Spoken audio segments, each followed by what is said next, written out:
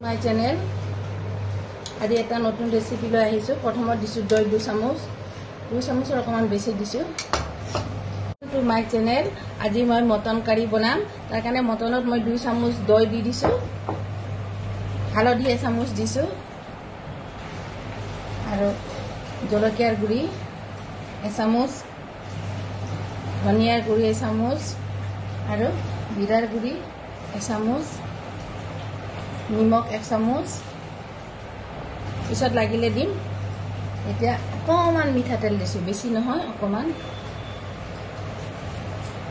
এতিয়া ভালকৈ মই মিক্স কৰি আধা ঘণ্টা সময় মেৰিনেট কৰি থৈ দিম কেৰাহীত তেল দি দিছো অকমান তেল দিছো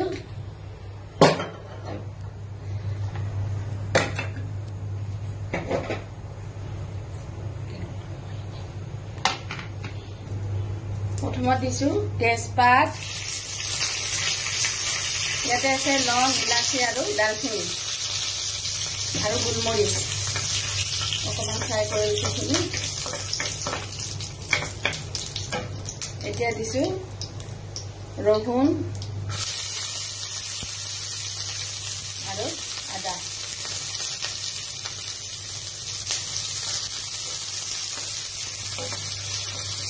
এইখিনি অকমান সময় ভাজি লম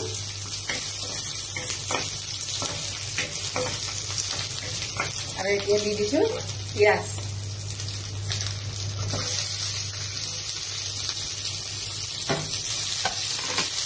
এতিয়া অকমান সময় ভাজি লম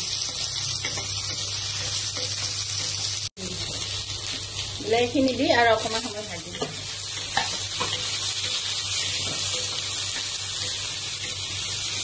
এতিয়া নমাই দিছো ঠাণ্ডা হ'ব দিম তাৰপিছত মিক্সাৰ গ্ৰাইণ্ডাৰত গ্ৰাইণ্ড কৰি লম মই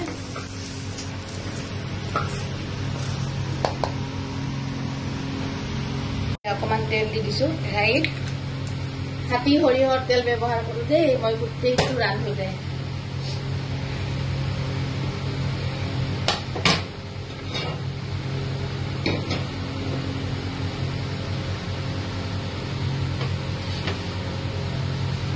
এতিয়া আলুখিনি ভাজি লৈছো মই আলুটো আপোনালোকে চেষ্টা কৰিলে নিদিলেও হ'ব মই আলু খাই ভাল পাওঁ মোৰ কাৰণে দিছো মোৰ মিষ্টাৰো খাই ভাল নাপায় আলু ৰঙাকে ভাজি লৈছো আৰু মাংসটো আধা ঘণ্টা সময় মেৰিনেট কৰি থৈছিলো এতিয়া এতে মই দি দিছো আলু আৰু মাংস একেলগে ভাজি দিম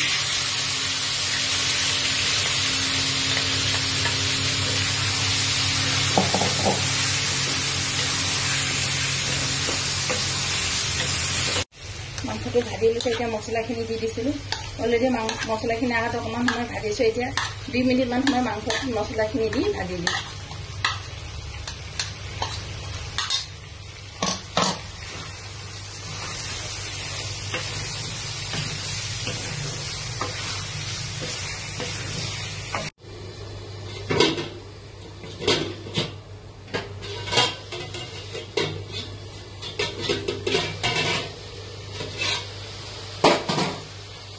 বহুত গৰম হৈ গৈছে ঢাকনিটো আৰু অকমান সময় ভাজি লৈ বাকি মছলাখিনি দি দিম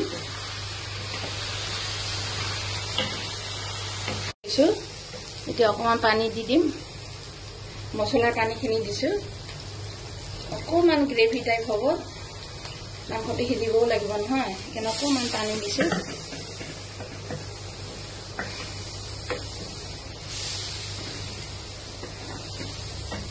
কালাৰটো বৰ ধুনীয়া হৈছে দৈ দিয়াৰ কাৰণে বহুত ধুনীয়া হয় দৈ দিলে কালাৰটো আৰু খাই বহুত টেষ্টি হয় এনেকৈ বনাই খাই চাবচোন আৰু মোক কমেণ্ট কৰিব